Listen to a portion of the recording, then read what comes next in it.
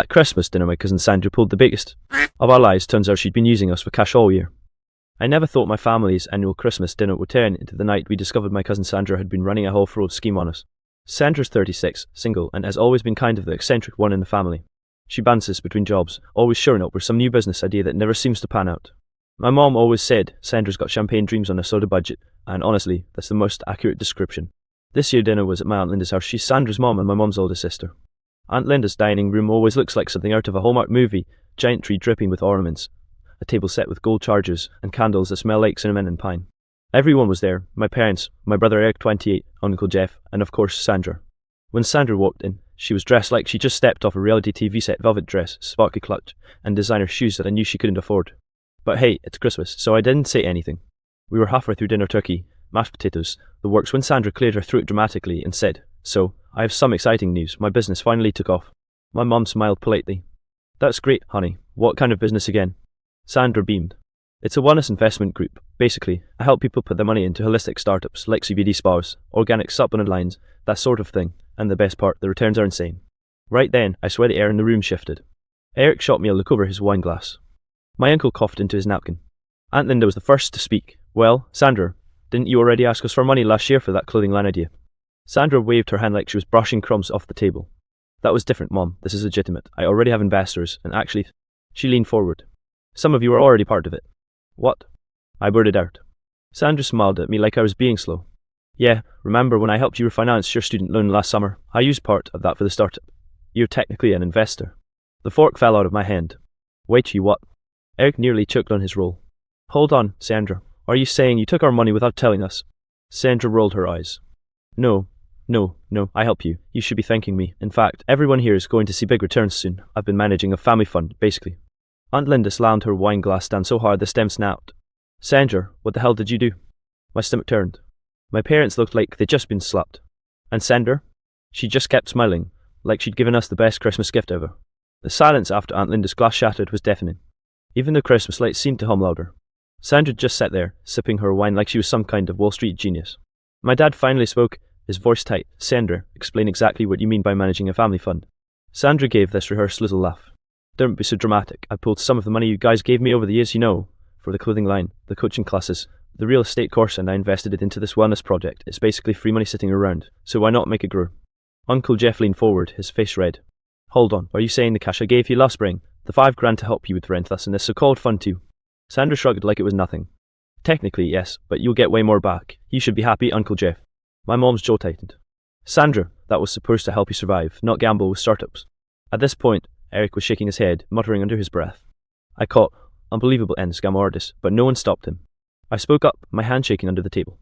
"Sandra, that loan money was mine. I worked 3 jobs to qualify. You had no right to use it for anything without asking me." Sandra leaned back, crossed her arms, and said flatly, "I was doing you a favor. You'll thank me when it pays off. Besides, it's family. Don't you trust me?" That was the trigger. Aunt Linda shot up from her chair, pointing at Sandra. "Trust? You've been lying to us for years. Every time you came crying about a new idea, we gave you money because we thought you were struggling, and all this time, you've been funneling it into some scheme." Sandra's face hardened. "It's no scheme, Mom. It's an investment opportunity. I've already doubled part of it." Eric barked a laugh. "Well, yeah, show us proof. Bank statements, contracts, anything." For the first time, Sandra hesitated. She fiddled with her wine glass, her nails tapping the stem. "I don't have all the paperwork here, obviously, but it's legit." My dad slammed his hand on the table so hard the plates rattled. "If you can't show us proof, then it's not legit. It's that, Sandra." Her voice cracked a little then. "You guys are so negative and trying to help us all, and you're acting like I'm some kind of criminal." Uncle Jeff snapped. "Because you are. You used our money without permission. That's fraud, Sandra, plain and simple." The word fraud hung in the air, sharp and heavy. Sandra's eyes flicked around the table, and for the first time all night, her confident smile slipped. The turkey was cold by then, but no one cared. We were staring at Sandra like she was a stranger who just walked into our home and robbed us blind. The room felt like it was closing in. The smell of turkey and cinnamon candles, which normally felt so comforting, now made me nauseous. Sandra set her fork down with a dramatic clink. "You guys are overreacting. Families help each other. This is just unconventional." Eric scoffed. "Unconventional? Sandra, this isn't pitching in for gas money. This is you siphoning thousands of dollars under false pretenses." My mom's face was pale, her hand shaking as she dabbed at her mouth with a napkin. "Sandra, how much money are we even talking about?" That's when Sandra froze. She opened her mouth, closed it again, then reached for her glass. "Answer her," Uncle Jeff demanded. Sandra muttered something I couldn't hear. "What?" I snapped. My pulse was pounding in my ears. She looked up, eyes flashing. Around 75,000, give or take. The whole table erupted at once. 75,000? My dad thundered. You've lost your damn mind. And Linda gasped. Eric pushed back his chair so hard it scraped the hardwood.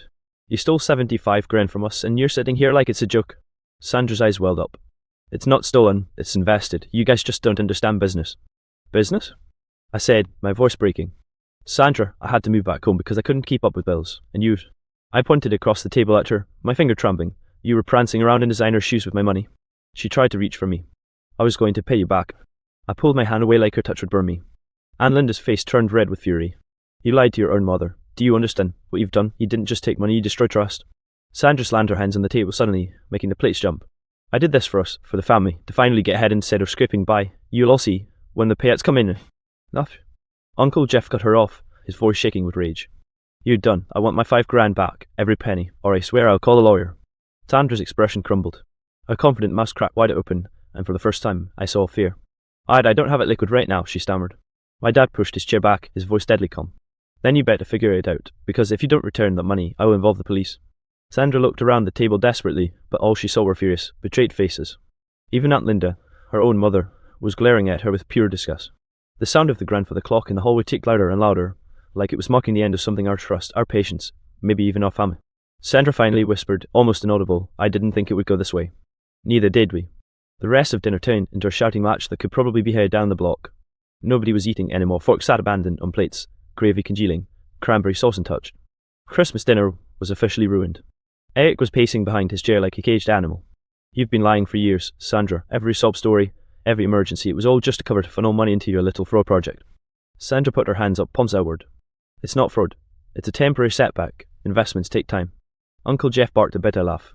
Temporary setback? You admitted you don't have the money. That's theft, Sandra. And if you think I'm letting this slide, you're insane. Aunt Linda looked like she'd aged 10 years in 10 minutes. She pressed her fingers against her temples. Sandra, I've defended you to everyone for years. I told them you just needed a break, that you'd get it together eventually, and this is what you've been doing behind my back. Sandra's voice cracked, desperation bleeding through. Mom, please, I swear, once the spa deal closes, I'll be able to pay everyone back. Just give me a few months. My mom cut her off sharply. We don't want promises, Sandra. We want proof. Show us contracts. Show us account statements. Anything. Sandra shifted uncomfortably in her chair. I don't have them on me. Of course you don't, Eric muttered. I leaned forward, trying to keep my voice steady even though my whole body was shaking. Sandra, look at me. You had no right to use my loan money. Do you understand? You stole from me. I trusted you. For a moment, she looked almost guilty. Her eyes dropped, and she twisted her napkin in her hands. I thought I could fix it before anyone found out. That's the thing about lies, my dad said quietly. They don't stay buried, not forever. The room went silent again, heavy with betrayal. Then Uncle Jeff stood abruptly, his chair scraping back. I'm calling my lawyer tomorrow. If you don't pay me back, Sandra, I'm pressing charges. Sandra's head snapped up, panic flashing across her face. No, please don't do that. If the authorities get involved, everything collapses. I'll lose the investments, and then none of us get anything. Eric threw his hands in the air. Oh, now we're all investors again, huh? What a joke. Aunt Linda started to cry then, quiet tears rolling down her cheeks. She whispered, my own daughter. Sandra reached for her, but Aunt Linda pulled away like her touch was poison. That seemed to break something in Sandra. She slumped back in her chair, her makeup smudged, her bravado gone. I didn't mean to hurt anyone, she whispered. I wanted to prove I wasn't a failure. Her words hung in the air, said empathetic. But none of us felt sorry for her. Not anymore. The longer Sandra sat there trying to spin her mess into some noble mission, the colder the room felt. It wasn't just betrayal anymore, it was exhaustion. We were done with her excuses. My dad finally broke the silence. His voice was steady, but his eyes were blazing. Sandra, here's what's going to happen. Tomorrow, you're going to gather every document, every receipt, every account connected to this fund you've been running. You'll send copies to all of us. No more stalling, no more vague promises. Sandra started shaking her head. Dad, you don't understand. These things are confidential. Eric cut her off. Confidential, my asterisk. This isn't Shark Tank. This is you ripping off your family. Uncle Jeff leaned across the table, jabbing his finger in the air. You have 1 week, Sandra, 7 days. If I don't see proof that my money is safe, or better yet, see it back in my account, I'm filing a report. Forward. Theft, whatever the lawyer says. Sandra looked stricken. Uncle Jeff, please, that will ruin me. He shot back. You ruined yourself. Aunt Linda was still crying softly. She looked at Sandra with eyes so full of disappointment that it almost hurt to see. Sweetheart, I would have given you anything if you had just asked, but you lied. You lied to all of us. I don't even know who you are anymore. Sandra's lip trembled. For the first time, she didn't have some slick rebuttal. She just stared at her plate, silent. I spoke up then, my voice sharper than I intended. Sandra, I want every dollar of my loan money back. Every single cent. I don't care if you have to sell those shoes off your feet or that clutch you're flaunting. You don't get to play with my future like it's Monopoly money. Her eyes snapped up at me, defensive again. You think it's that easy? You think I can just snap my fingers and make 75 grand appear? Eric slammed his fist on the table. Then maybe you should have thought about that before you stole it. Sandra flinched at the word stole, but she didn't argue. My dad leaned forward, voice low and dangerous. This ends now. No more handouts. No more second chances. You pay back what you owe, or you face the consequences. Sandra looked around the table, desperate for even one ally. But nobody met her gaze. Not me, not Eric, not Uncle Jeff, not even Aunt Linda. Finally, she whispered, "Okay, I'll figure something out." It was the first thing she'd said all night that didn't sound like a performance. But the damage was already done. The trust we'd lost wasn't coming back, no matter what numbers she managed to scrape together. Christmas dinner ended with cold plates and even colder shoulders. Nobody stayed for dessert. Nobody hugged goodbye. We just left Sandra sitting there in her glittery dress, surrounded by the wreckage of her lies. The next morning, my phone blew up with messages from the family group chat. Normally it was full of dumb memes and reminders about birthdays, but this time it was all about Sandra. Eric, she's not going to pay us back, what? Uncle Jeff, already called my lawyer, need statements from you all about what she took. Mom, can we please try to keep this civil? It's still family. Civil. Right. My stomach was in knots just reading it. By noon, Aunt Linda called me directly. Her voice was shaky. I didn't sleep at all. Every time I closed my eyes, I kept hearing her say 75,000. I don't even know how she thought she could get away with this. I didn't know either. But a part of me wondered if deep down, Sandra thought we'd just roll over, like we always had. That night, Eric came over to my place with a six-pack. He dropped onto the couch and groaned. So, you think she actually has this so-called fun, or is it all smoke? I took a swig of beer before answering. Smoke, total smoke. If she had real paperwork, she would have shoved it in our faces last night. Eric nodded grimly. Yeah, figures, you know. I looked up the name she mentioned, the spa thing, couldn't find a trace of it. No business registry, no website, nothing. That was a nail in the coffin for me. Sandra wasn't just reckless. She was running a flat-out scam. A couple of days later, Aunt Linda tried to mediate. She invited just me, Eric, and my parents to her place. Sandra wasn't there apparently, she'd gone off the grid for a bit. We sat around the same dining table, but this time there was no turkey or Christmas cheer. Just coffee mugs and a stack of tissues. Aunt Linda sighed, her voice breaking.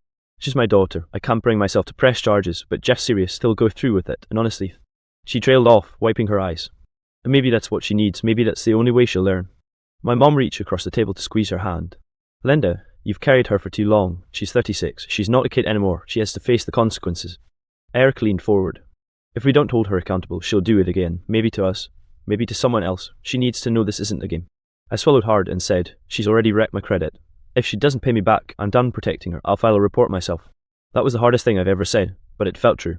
Aunt Linda nodded slowly, tears streaming down her face. I can't believe we're talking about my daughter like this on Christmas week. None of us could believe it either. But there we were, drawing battle lines against one of our own. By New Year's Eve, the situation came to a head. Sandra finally resurfaced after ghosting everyone for nearly a week. She showed up at Aunt Linda's house unannounced, dragging a designer suitcase and looking like she hadn't slept in days. I was there with Eric and my parents. We'd been helping Aunt Linda pack up holiday decorations when the doorbell rang. When Sandra stepped inside, the tension was instant. I have the paperwork, she blurted, dropping a crumpled folder on the coffee table like it was proof of her innocence. Eric raised an eyebrow. About time. We all leaned in as she opened it. But instead of contracts or investment records, it was a messy pile of printouts, vague business proposals, a half-completed LLC application, and some screenshots of supposed returns that looked like they were copied from a Google stock chart. My dad flipped through it silently, then looked Sandra dead in the eye. This isn't proof, this is garbage. Sandra's face crumpled. I tried, okay. I thought I could make it work. I thought if I hit it big just once, you'd all stop looking at me like I'm a screw-up. You didn't just screw up, I snapped. You stole from us, and then you lied, over and over. Aunt Linda, who had been sitting quietly in her armchair, finally spoke. Her voice was calm but firm, the kind of tone I'd never heard from her before. Sandra, you can't stay here tonight. Pack up your things. Sandra's head whipped toward her. Mom, you can't mean that. It's New Year's Eve. Where am I supposed to go? You should have thought about that before you burned every bridge, Aunt Linda said, her eyes shining with tears. I love you, but love doesn't mean I'll let you destroy us. Eric crossed his arms. Jeff already called his lawyer. He's moving forward. You'd better find a real lawyer of your own. Sandra's face went pale. You'd all really do this to me, your own family? I swallowed hard, my heart pounding. You did it to yourself, Sandra. For a long moment, she just stood there, her chest heaving, eyes starting between us like she was waiting for someone to cave. But nobody did. Finally, she grabbed the suitcase handle, muttered something under her breath, and stormed out the door. The slam echoed through the whole house. Silence settled after she left. Aunt Linda put her face in her hands and sobbed. My mom hugged her while Eric paced the room, shaking his head. It wasn't the ending anyone wanted. Sandra was family, but she'd crossed a line that couldn't be uncrossed. Later that night, Eric said quietly, even if she somehow pays us back, things will never be the same. And he was right. That Christmas dinner wasn't just the night Sandra's fraud came to light, it was the night our family realised sometimes the biggest betrayal doesn't come from strangers. It comes from the people sitting across the table, smiling while they rob you blind.